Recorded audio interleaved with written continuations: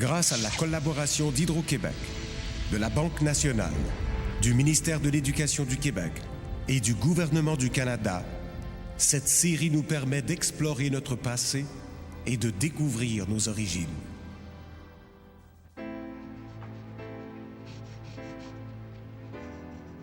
Les Canadiens français ne sont que le résidu d'une colonisation ancienne.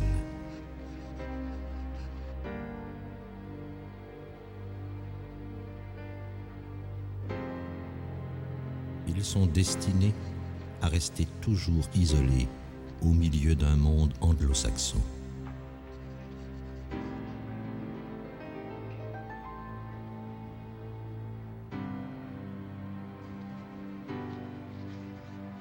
Quoi qu'il arrive, ils ne peuvent espérer aucunement en la survie de leur nationalité.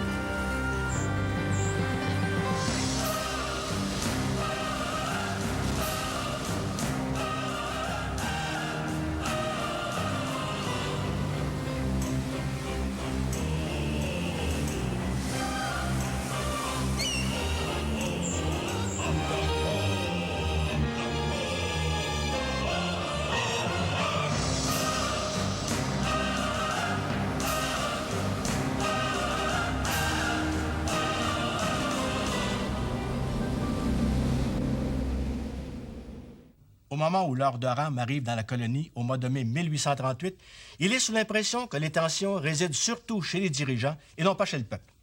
Au Bas-Canada, à ce moment-là, il y avait ce qu'on appelle la clique du château, c'est-à-dire un petit groupe de personnes, francophones et anglophones, qui gravitent autour du gouverneur.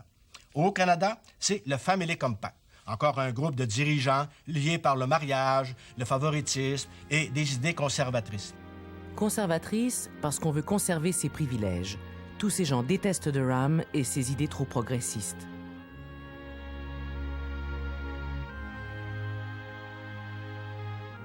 Durham doit tenir compte que depuis le milieu des années 1830, il y a une crise économique qui ébranle l'Amérique du Nord. Il y a des banques qui doivent fermer, il y en a d'autres qui font faillite. Durant l'hiver 1837, une terrible famine s'est abattue sur le Bas-Canada. Un journal de Montréal, La Minerve, rapporte « Sans le recours d'âmes généreuses, quantité de pauvres étaient condamnés à mourir de faim et de froid. » La société du Bas-Canada au 19e siècle traverse des crises profondes. Une crise agricole, une crise économique, une crise politique, une crise sociale, une crise de relations ethniques, c'est l'arrivée des Irlandais, etc. Et l'échec de 37-38, l'exil des chefs patriotes, marque, si on veut, une société qui ne trouve plus de solution à son avenir.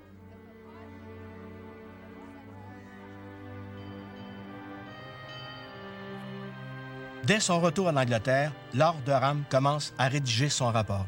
Et il change de façon d'analyser les causes du problème. Pour lui, ce n'est plus tant l'opposition entre les dirigeants qu'une opposition très marquée entre les francophones et les anglophones, entre les Canadiens français et les Canadiens anglais. Pour lui, les Canadiens français ressemblent beaucoup aux Français d'Ancien Régime, c'est-à-dire aux Français d'avant la Révolution française.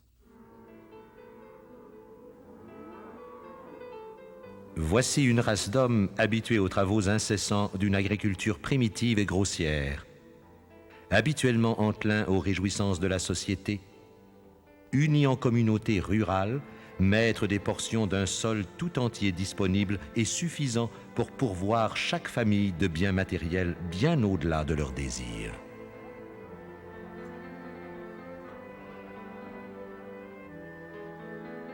Si pour Durham, les Canadiens français ont peu évolué, il n'y en va pas de même pour ses propres compatriotes, sur lesquels il ne tarit pas d'éloges.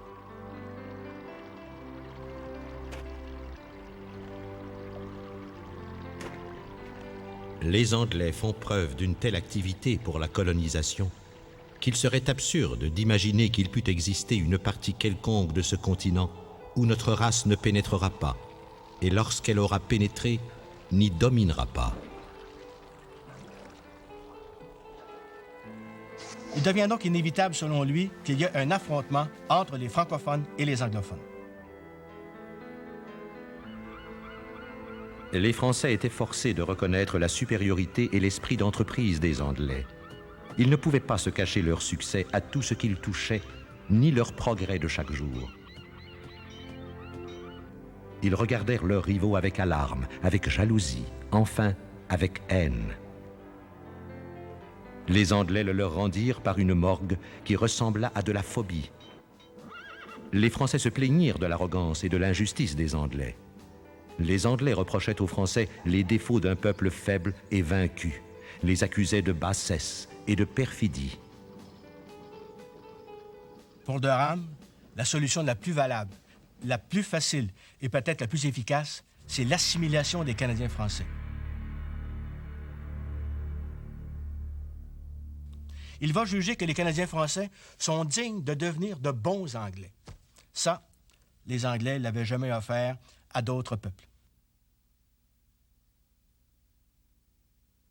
Je suis sûr qu'il n'a jamais vu l'insulte qu'il faisait. Ça, c'était pas dans sa vision du monde.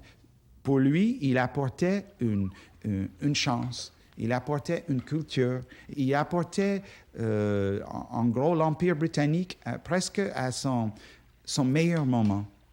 Il avait un amour pour tout ce qui peut être la culture britannique et il pensait, il n'y a pas de problème parce qu'il est en train de mourir en même temps. Il était très malade, mais il voyait ça comme une mission.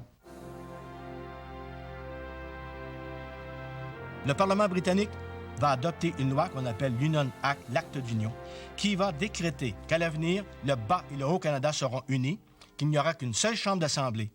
Et aussi, en unissant les deux Canada, on va mettre en minorité les Canadiens français. Ah oui, l'acte d'union a été construit pour noyer les francophones, c'était très clair. À long terme, pas avec une solution à l'acadienne, ça sortait de l'idéologie de Durham de noyer la population francophone du Canada et surtout du Bas-Canada, évidemment, dans une mer anglophone. La population du Bas-Canada, on l'a vu, c'était 650 000 habitants, celle du Haut, 450 000. Si on ajoute les anglophones qui vivaient au Québec, à partir du moment où l'Union va entrer en vigueur, les Canadiens français seront minoritaires au sein de ce gouvernement-là. Gouvernement nomade déménageant chaque 4 ans à Kingston, Montréal, Toronto ou Québec. On va décréter que les dettes des deux colonies vont se fusionner. C'est-à-dire que le Haut-Canada avait une dette de 1 200 000 livres, l'unité monétaire de l'époque, alors que le Bas-Canada n'avait qu'une dette que de 96 000 livres. Le Haut-Canada avait développé ses canaux, développé ses communications, investi beaucoup d'argent. Et ce sera en quelque sorte les Canadiens français du Bas-Canada qui vont payer pour le développement du Haut-Canada de l'Ontario. Une nouvelle ville naît au Haut-Canada avec la construction du canal Rideau par le colonel John Bytown. Bytown qui se développe rapidement grâce au commerce du bois. C'est la future ville d'Ottawa. Il y a aussi une autre injustice. C'est que l'article 41 décrète qu'à l'avenir, les documents officiels émanant du gouvernement ne seront qu'en langue anglaise. Toutes les procédures écrites ou imprimées du Conseil législatif et de l'Assemblée législative devront être en anglais seulement. L'acte d'union est la plus sérieuse menace jamais faite à la survie des Canadiens français, à un moment où ils sont affaiblis, découragés, sans chef. Le journaliste Étienne Parent écrit « Les Canadiens français seront conduits à l'assimilation par leur propre intérêt, sans que leur amour-propre en soit trop blessé. » D'autres voudraient bien résister, mais ne savent pas comment. Soudain, une aide providentielle tombe du ciel. Dans la vallée du Saint-Laurent, tous n'accepteront pas les recommandations du rapport de Durham, ni le contenu de l'acte d'union. Les premiers à réagir, ce sont des membres du clergé, entre autres l'évêque de Montréal, Monseigneur Jean-Jacques Lartigue, le propre cousin de Louis-Joseph Papineau. Les torts de notre peuple sont prodigieusement exagérés et dénaturés dans le rapport affreux de Lord Durham. Tout son but est de nous anglifier, c'est-à-dire de nous décatholiciser. Il est certain que l'Église avait ses propres intérêts. Par exemple, on sait que l'Église a toujours eu tendance à s'aménager une position d'influence dans notre société à cette époque-là, en se faisant en quelque sorte l'arbitre entre le pouvoir anglophone et la population québécoise. Je ne connais aucun clergé au niveau des paroisses, nulle part dans le monde, qui ne pratique plus universellement les vertus chrétiennes. Elle l'a fait d'ailleurs avec beaucoup d'adresse, beaucoup d'intelligence, parce que effectivement, elle a maintenu ses positions d'influence pendant une période extrêmement longue. Je crois qu'on n'a jamais vraiment diagnostiqué l'état de désarroi où se trouvait la population du Bas-Canada à la fin des années 30, surtout là, après les périodes de dure répression de Colborne qui brûlent les maisons. Là. Les gens étaient vraiment complètement désorientés. Et à ce moment-là, l'Église arrive, Monseigneur Bourgette arrive avec un idéal à proposer. Un idéal de réveil religieux, de conversion, de retour à une pratique religieuse plus intense parce que la pratique religieuse s'était tombée durant les années 20, durant les années 30. Nous ne pouvons nous dissimuler qu'il y a des plaies profondes à guérir, des abus invétérés à corriger, des scandales déplorables à réprimer. Nous ne pouvons nous cacher que l'indifférence et l'irreligion, l'ivrognerie et les excès de la débauche ont fait parmi vous d'étranges ravages.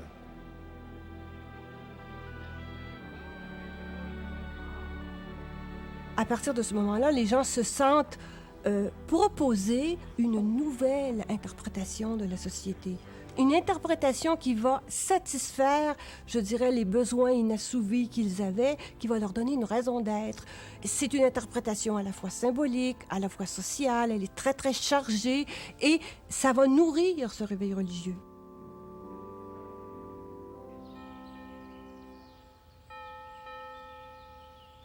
Ce qui va favoriser le renouveau religieux au Bas-Canada, c'est que le clergé va pouvoir compter sur de nouvelles communautés religieuses. Il y en a des anciennes qui reviennent, comme les Jésuites, mais il y en a des nouvelles qui vont s'installer ici. Les Clercs Saint-Viateur, les Oblates de Marie-Immaculée, les Dominicains. La congrégation de Sainte-Croix, les Dames du Sacré-Cœur, les religieuses de Notre-Dame de Charité du Bon Pasteur d'Angers, les Sœurs de la Providence, les Sœurs de la Miséricorde, les Sœurs de Sainte-Anne. Ces communautés fondent de nombreuses institutions d'enseignement et beaucoup de leurs élèves deviennent eux-mêmes des religieux. Désormais, les effectifs du clergé ne cesseront d'augmenter. En 1851, il y a un prêtre par 1000 habitants. 40 ans plus tard, il y a un prêtre pour 510 habitants.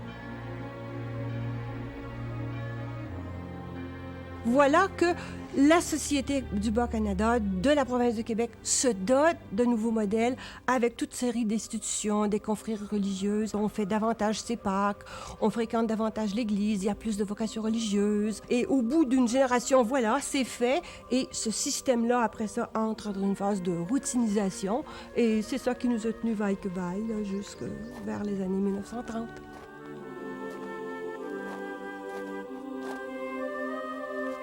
L'idéologie de la survivance canadienne-française y a trouvé son profit. Et puis, à long terme, on peut dire qu'après tout, il est vrai que la culture canadienne-française a survécu.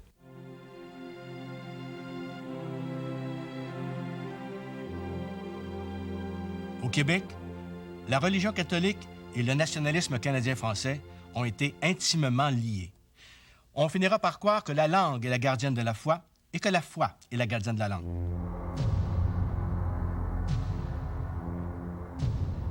C'était un phénomène généralisé pour l'ensemble des élites, ce nationalisme-là. Je veux dire, tout le monde était nationaliste parmi les élites du Canada français à cette époque-là. Et le clergé, bien sûr, l'était autant que les autres. À partir du moment où le mouvement nationaliste a commencé à monter, les anglophones ont tourné beaucoup plus à cette époque vers l'Angleterre, vers leurs racines britanniques, vers un unilinguisme qu'ils n'avaient pas avant. Et on voit dans la société victorienne une population anglophone qui commence à construire des institutions pour eux, McGill par exemple. Et il y avait cette contradiction entre les anglophones qui tournent leur dos sur le Québec et le fait qu'ils étaient forcément intégrés au Québec. Et cette schizophrénie a existé évidemment jusqu'à nos jours.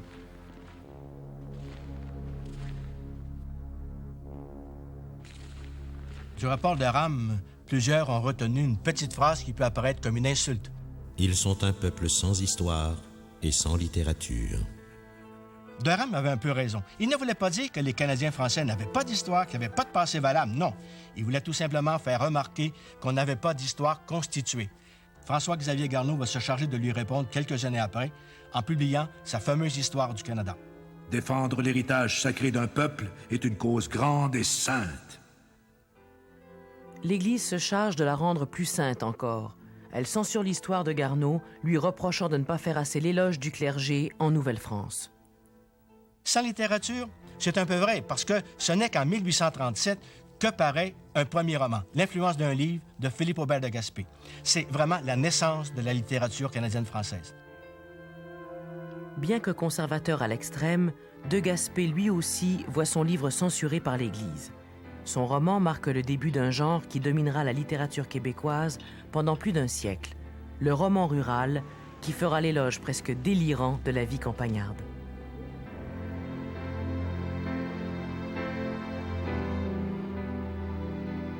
Au cours de la seconde moitié du 19e siècle, l'effervescence littéraire qu'on retrouve au Bas-Canada va permettre d'enrichir les bibliothèques.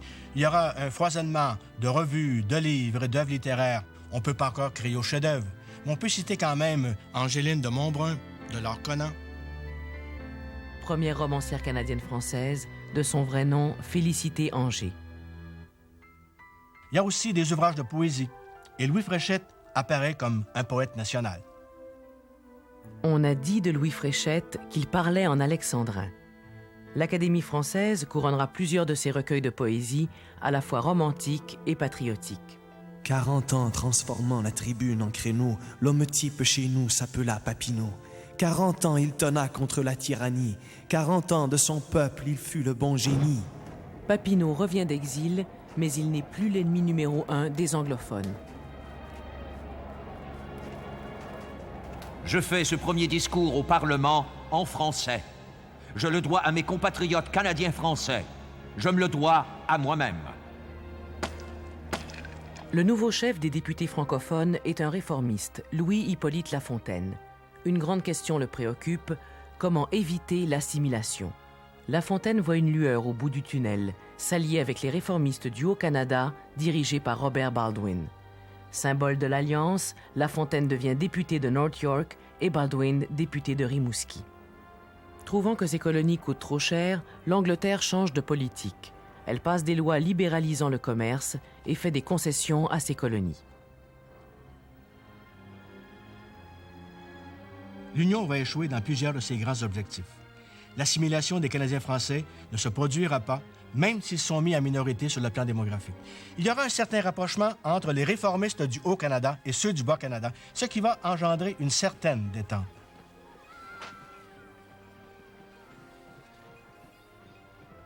Évidemment, les Québécois ont résisté très fort. Ils étaient très malins dans leur utilisation du système britannique. Ils ont pris des alliés dans la communauté anglophone et l'alliance Lafontaine-Baldwin était à la base d'un système qui, à la fois, défendait le fait français à un certain niveau et, deuxièmement, inspirait une certaine économie, une certaine vision capitaliste, un certain développement économique du le Canada, l'Haut et Bas-Canada, c'est-à-dire ça faisait l'affaire des deux groupes.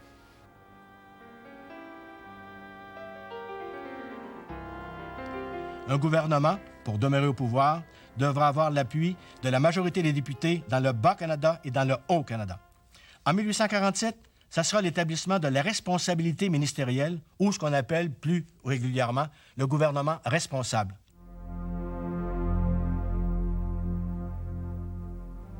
Parmi les mesures préconisées, il y a la réforme électorale, une forme de libre-échange avec les États-Unis et surtout une plus grande égalité entre les deux groupes ethniques. En 1848, Lord Elgin, le gendre de Lord Durham, va obtenir le rappel de l'article 41. La langue française, maintenant, va donc réapparaître de façon officielle dans les documents gouvernementaux, mais ceci n'empêchera pas qu'elle soit toujours dans une situation très précaire. La question est de savoir si les Canadiens français mettront le pied sur la gorge des Anglais, ou s'ils sauront ce pourquoi ils sont faits, des scieurs de bois et des charroyeurs d'eau.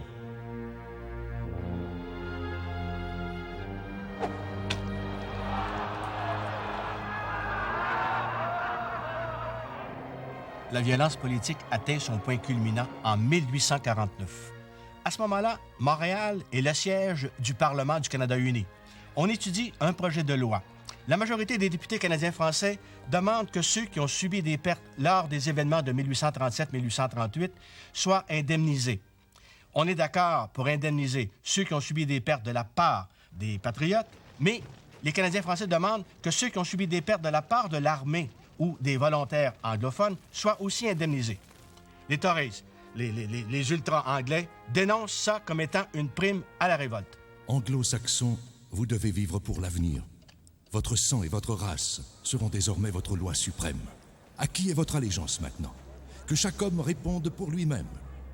Que la foule s'assemble sur la place d'armes ce soir à 8 heures. Au combat, c'est le moment. C'est la révolte. Les émeutiers foncent vers la maison de La Fontaine avec l'intention de le lyncher. Il échappe à la mort par miracle. Le Parlement est également attaqué.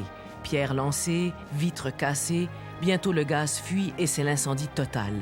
Jamais les rues de Montréal n'auront vu un tel chaos.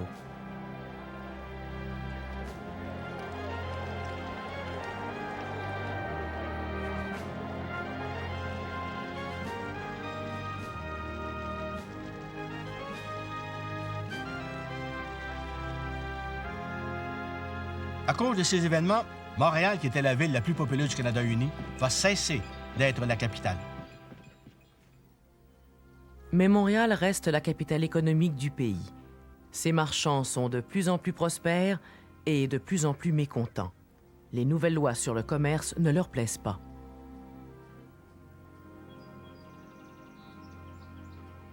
À la fin des années 1840, il y a des gens, surtout de la région de Montréal, qui vont prôner l'annexion aux États-Unis. Ils vont signer une pétition. 325 de ces gens-là vont signer une pétition demandant que le Canada devienne un État américain. On fait valoir qu'au Bas-Canada, la main-d'œuvre est abondante et peu chère et que le Canada a besoin de manufactures. Parmi les signataires, il y a John Monson, John Redpath, Louis-Joseph Papineau. Papineau et son alliance avec la question d'annexation aux États-Unis dans les années 40, l'alliance Papineau, les anglophones, avait ses racines dans le désespoir de certains anglophones avec le système britannique. Désespoir de courte durée. La prospérité revient et la fidélité à l'Angleterre aussi. Dans la seconde moitié du 19e siècle, Montréal connaît une croissance économique spectaculaire. En 1840, le journal Le Canadien publie un avertissement. Au lieu de diriger tous nos jeunes gens vers les études classiques, nous devrions orner notre pays de bons et braves marchands, gros et gras, et d'industriels actifs, riches et éclairés.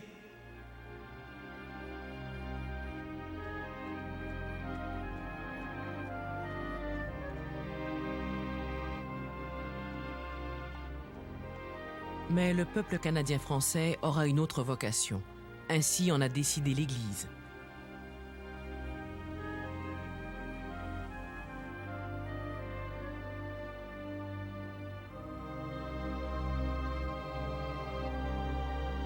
Un journal religieux accuse « Le commerce est essentiellement escroquerie.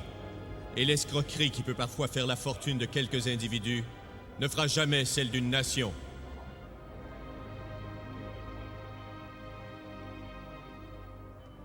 Montréal est le grand centre financier et industriel du pays. De nombreuses usines voient le jour, en particulier le long du canal La Chine.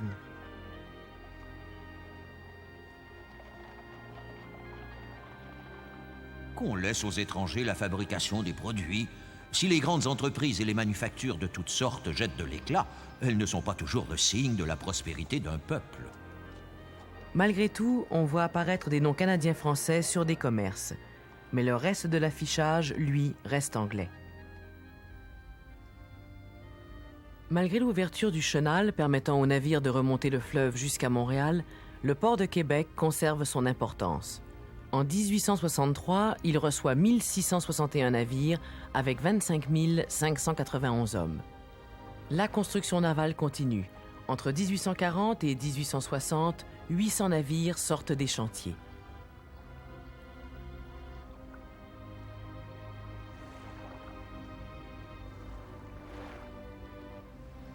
La population des deux grandes villes augmente rapidement. En 1861, Québec compte 57 000 habitants. Montréal avait atteint ce chiffre 10 ans plus tôt. Les anglophones représentent encore près de la moitié des citadins.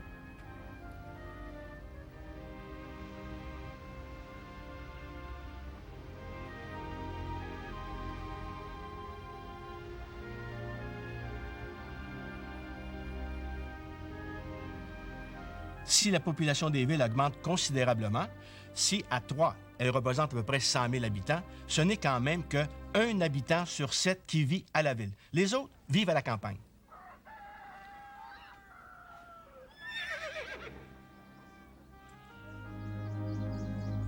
En 1830-1840, le Québec, c'était la vallée du Saint-Laurent. C'était ce mince corridor là, qui courait de Charlevoix jusqu'à Montréal, un peu au-delà, avec quelques annexes sur le Saint-François et le Richelieu. Mais essentiellement, c'était le filet de la vallée du Saint-Laurent. Et un filet relativement étroit. On peut considérer que cet espace-là était plein et qu'il n'y avait plus de place pour les familles paysannes qui voulaient s'étendre, établir leurs enfants sur de nouvelles terres. Tout ce qui restait, c'était l'émigration vers les villes, dans la vallée du Saint-Laurent, et effectivement, il y a eu une émigration très importante vers Montréal et ensuite vers Québec, ou alors vers les villes en dehors du Québec.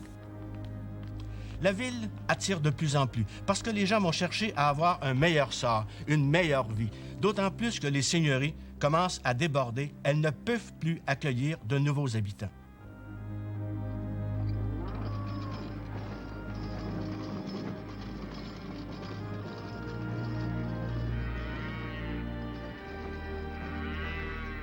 Il faut trouver quelque chose.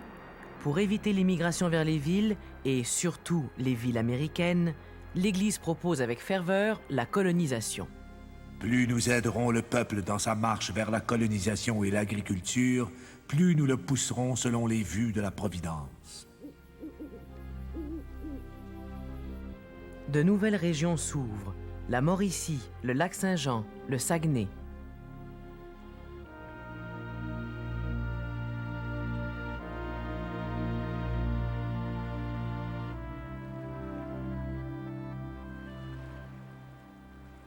Et les régions périphériques qui s'ouvraient, il ne faut pas se faire d'illusions quand même. C'était des régions de misère, c'était à distance, c'était loin des marchés, c'était loin des villes.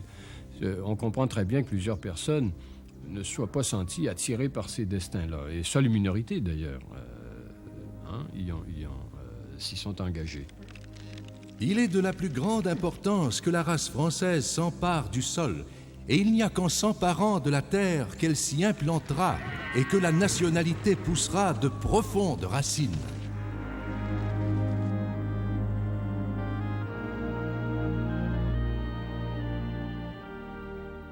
Cette minorité courageuse reprend, après un siècle d'arrêt, le flambeau des colons de la Nouvelle-France. Au bout de quelques décennies, le territoire occupé par les Canadiens français se trouvera décuplé grâce aux efforts persistants d'une poignée de pionniers.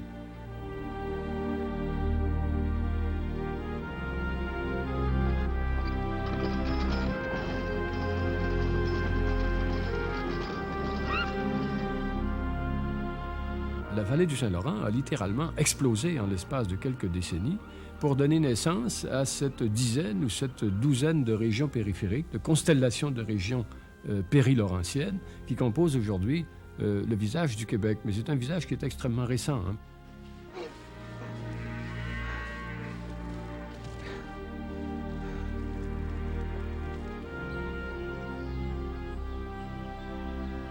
Et là, on va se rendre compte que le régime seigneurial est quelque chose de dépassé.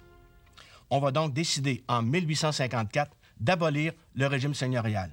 Et pour ça, il va falloir quand même indemniser les seigneurs. Et à cette époque-là, les 2/3 des seigneuries appartenaient à des Britanniques. On va demander tout simplement aux censitaires d'acquitter la note. Et ils pourront le faire en un seul versement ou encore répartir sur plusieurs années la rente qu'ils devront verser à ce moment-là. Dans certaines localités, on versera les charges censitaires au gouvernement provincial jusque dans les années 1950. On a cru pendant longtemps que l'agriculture pratiquée par les Canadiens français était nettement en retard sur celle pratiquée par les colons anglophones. On disait que les Canadiens ne tenaient pas compte de la rotation des terres, du fumage, des nouvelles techniques, des nouvelles méthodes de culture. Mais les études les plus récentes tendent à démontrer le contraire. Les Canadiens français étaient capables de répondre par leurs produits aux besoins des marchés. Il y avait certes, chez certains, un peu de traditionnalisme, mais ça va disparaître quand même graduellement. L'abbé Provost s'émerveille. Ô règne béni de l'agriculture, le fer et le feu sont tes agents, la forêt tombe et recule à ton approche, l'homme est ton serviteur. D'autres sont plus réalistes. L'agriculteur, qui n'a d'autre science que celle de ses pères et d'une routine traditionnelle usée, sera toujours l'esclave de sa terre.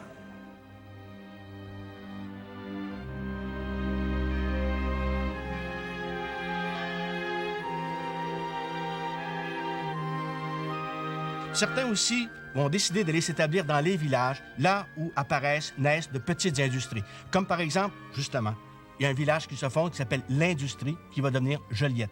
Il y a aussi Montmagny, il y a des villages de la vallée du Richelieu, il y en a d'autres, par exemple, dans les régions de la Mauricie, où il y aura des petites forges. Mais il y a aussi en région quelques grosses industries. Les vieilles forges du Saint-Maurice, avec 500 ouvriers, sont peut-être la plus grande entreprise de l'Empire britannique à l'époque. À Sherbrooke, une grande usine de textile travaille et fait la teinture du coton.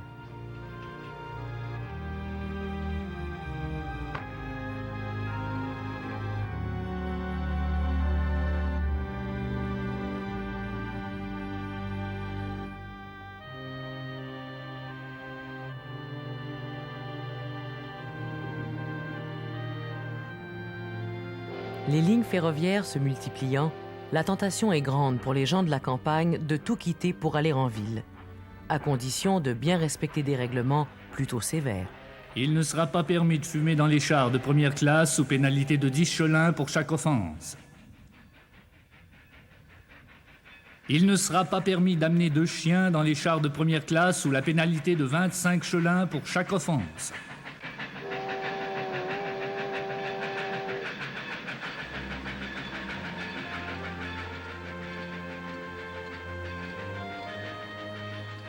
Et à partir de 1860, Montréal n'est plus une île parce qu'elle est reliée à la rive sud par un pont, le pont Victoria, ce qui va permettre au chemin de fer de se rendre jusqu'au cœur de la ville de Montréal. Ce pont est l'orgueil du capitalisme britannique. Chef-d'œuvre technologique, il a fallu 65 mois pour le compléter. Le fils de la reine Victoria procède à son inauguration après un bal accueillant 6 000 invités. En 1854, les États-Unis et la Grande-Bretagne signent un traité de réciprocité qui va faire qu'on va pouvoir échanger des produits à des tarifs particuliers. La durée de ce traité-là sera de 10 ans. Au cours de la décennie 1850, le commerce extérieur entre le Canada et les États-Unis connaît un accroissement remarquable grâce à ce traité, qui n'est pas un traité de libre-échange, mais presque. C'est surtout au chapitre du bois d'œuvre que l'exportation canadienne augmente. Depuis le début du 19e siècle, le Canada avait expédié en Angleterre des quantités énormes de bois, en particulier du bois de chêne pour la construction navale et aussi des pins. On avait liquidé des forêts complètes.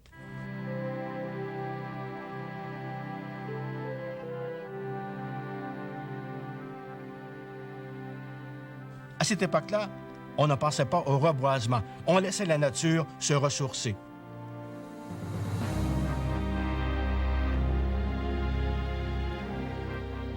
Il y avait aussi des cours d'eau qui commençaient à être pollués parce que tous les égouts s'en allaient dans la nature, s'en allaient dans les cours d'eau. Il y a des espèces de poissons qui remontaient le fleuve, Par exemple, le saumon. On en retrouvait dans la rivière Jacques-Cartier, non loin de Québec. Mais maintenant, les saumons sont à peu près disparus de toutes ces régions-là.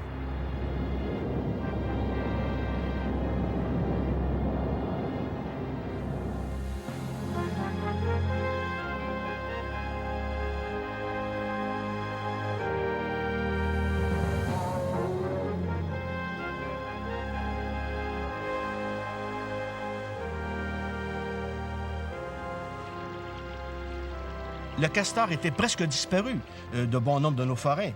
Il faut se rappeler qu'entre, je vous le dis, 1768 et 1783, on avait expédié en Grande-Bretagne 1 800 000 peaux de castor, 1 300 000 peaux de ratons laveurs, 1 200 000 peaux de chevreuil, 150 000 peaux d'ours, pour un total à peu près de 7 millions de peaux. Il y avait de quoi, vous savez, dépeupler une forêt. Jacques Cartier aurait de la peine à reconnaître la nature du pays qu'il avait baptisé Royaume du Canada. Des espèces animales ont disparu, de nouvelles ont été introduites et y vivent à l'état sauvage.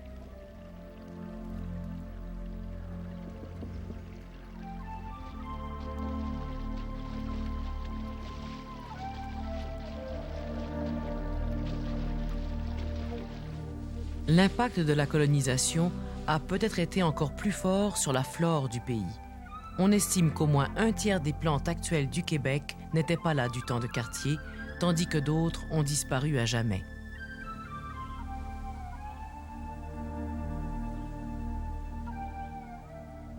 La pire catastrophe écologique du 19e siècle, c'est sans aucun doute la disparition de la tourte. Ces oiseaux-là arrivaient par millions chaque année. C'était comme un nuage noir qui arrivait. Et à ce moment-là, il y en a qui quittaient leur ouvrage, il y en a qui quittaient la ville, et on essayait d'en tuer le plus possible. On en prenait avec des filets, on chargeait des fusils à mitraille, et les petits plombs en tuaient des dizaines et des dizaines. Tout paysan avait alors la tourte au pot, et nulle fille de ce temps ne se mariait sans apporter en dot un lit de plumes et des oreillers aussi. Ce beau temps n'est plus, mais on se marie toujours. On en faisait des pâtés, c'était la réjouissance, c'était la fête. Mais on va tellement en tuer qu'avant même la fin du 19e siècle, la tourte va disparaître. On n'avait pas tenu compte que la femelle ne pondait qu'un seul œuf par couvée.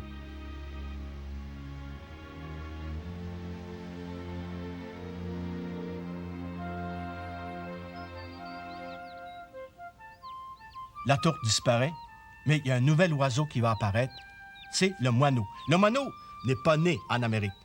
En 1868, il y a un Anglais, William Rhodes, qui décide, lui, d'importer, c'est vraiment une importation, d'importer dans la vallée du Saint-Laurent cet oiseau-là pour qu'il puisse essayer de faire disparaître le nombre de moustiques qui assaillaient les gens. Il va en importer 25 couples. Et là, il va demander à la population de nourrir ces oiseaux-là pour qu'ils puissent se multiplier le plus rapidement possible.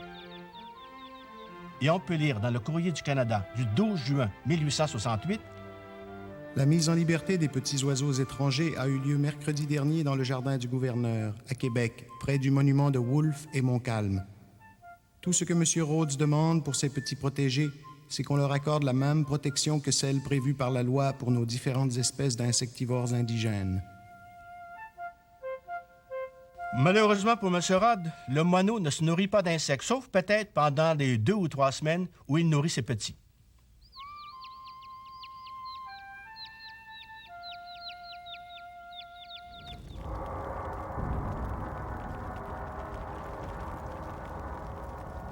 Il y avait aussi les feux de forêt, dont bon nombre étaient causés par la négligence humaine.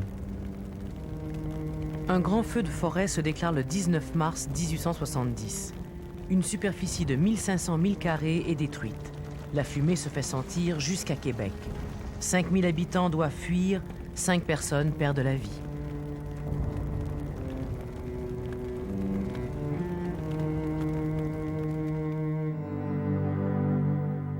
Les incendies en ville sont encore plus redoutés. C'est la hantise des citadins au 19e siècle, cela se comprend. En 1852, 2000 maisons brûlent à Montréal. En 1845, à Québec, 20 000 personnes se retrouvent sans abri, plus de la moitié de la population. En 1866, Saint-Roch, Saint-Sauveur et Saint-Angèle sont en flammes. 2200 maisons sont détruites. Malgré l'éclairage au gaz, les rues le soir sont dangereuses et l'on ne sort parfois qu'au péril de sa vie.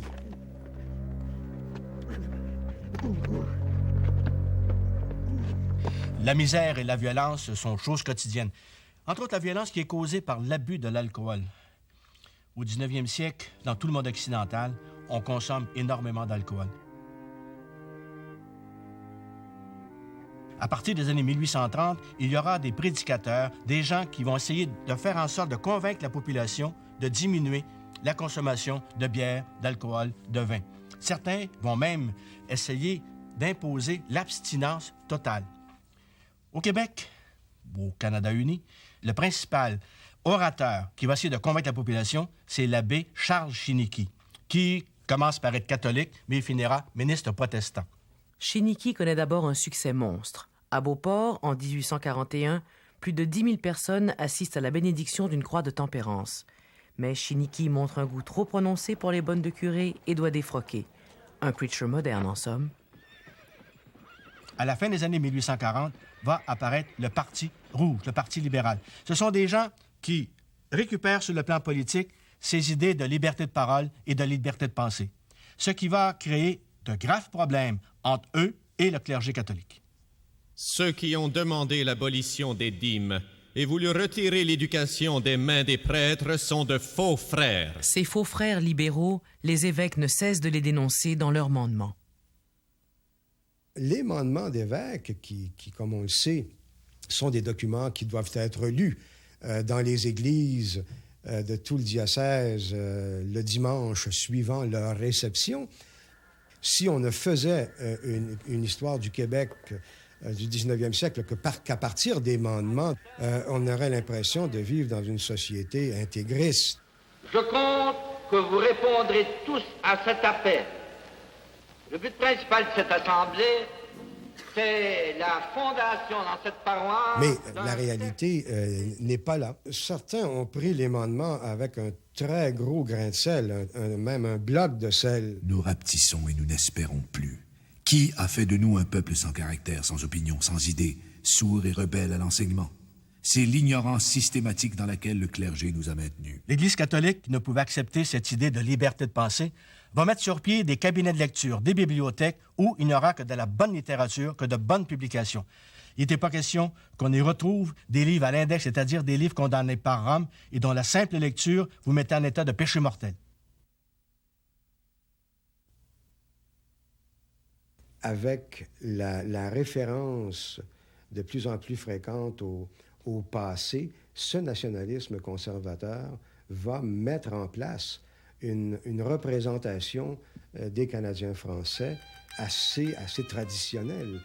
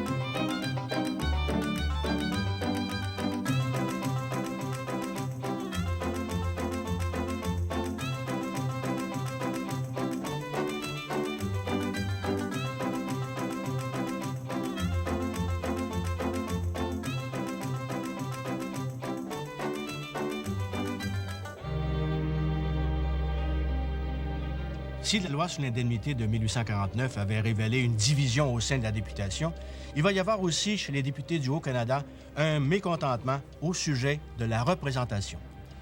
On a vu qu'en 1841, les députés du Haut-Canada n'avaient pas protesté contre le fait qu'ils avaient le même nombre de députés que le Bas-Canada, même si le Bas-Canada avait 200 000 habitants de plus que le Haut-Canada. En 1850, la situation change. La population du Haut-Canada est maintenant plus importante que celle du Bas-Canada. Et là, on va créer l'injustice. Et là, on va dire qu'il faut établir le principe de la représentation basée sur la population, le rep by pop. Tout ça fait monter la tension au pays. De 1848 à 1864, 12 gouvernements se succèdent. L'un d'eux dure 4 jours. Le pays semble ingouvernable, on est inquiet. La terrible guerre de sécession fait rage aux États-Unis. Ici, on a très peur que les nordistes, avec une armée d'1 million d'hommes, n'attaquent le Canada, car l'Angleterre a aidé les sudistes. Heureusement, il n'y a pas d'invasion, et les seuls Américains qui viendront ici seront des esclaves affranchis.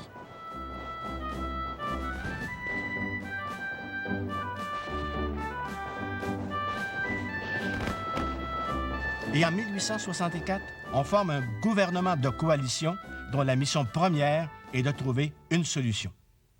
Coalition dirigée par John Alexander MacDonald. Homme charmant et buveur légendaire, il n'en possède pas moins un sens politique aigu et une volonté de faire. Son allié est l'avocat Georges-Étienne Cartier, un ancien membre des Fils de la Liberté qui avait fui aux États-Unis après les troubles de 37-38.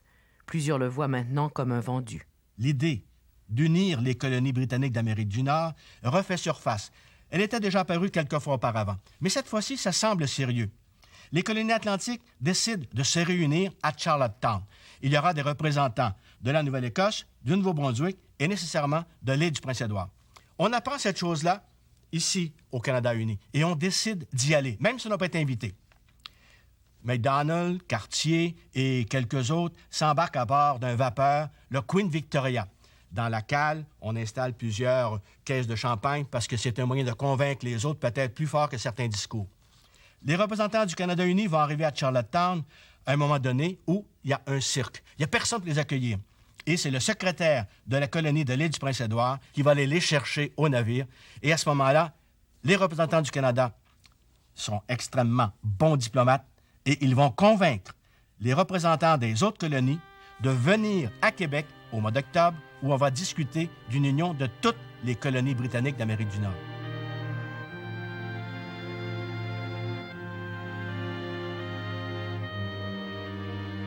Nous ne ferons plus qu'un peuple, agissant de parfait accord dans la paix et dans la guerre.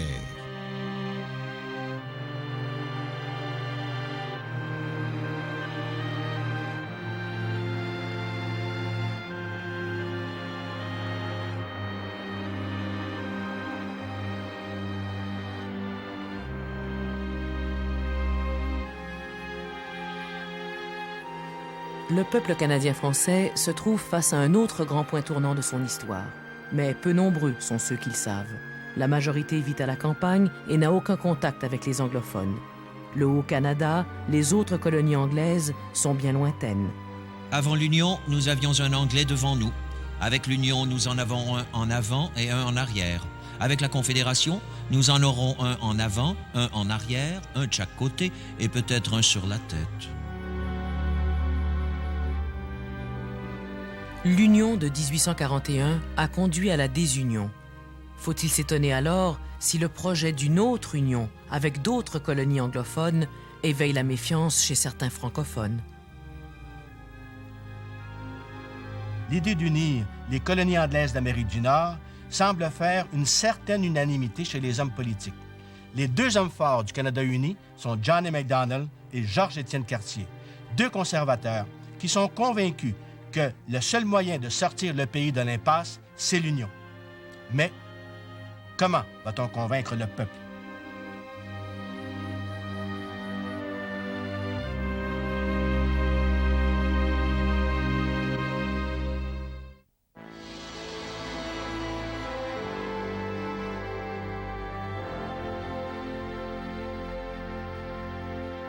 Ces commanditaires sont heureux de contribuer à la diffusion des grands moments de notre épopée.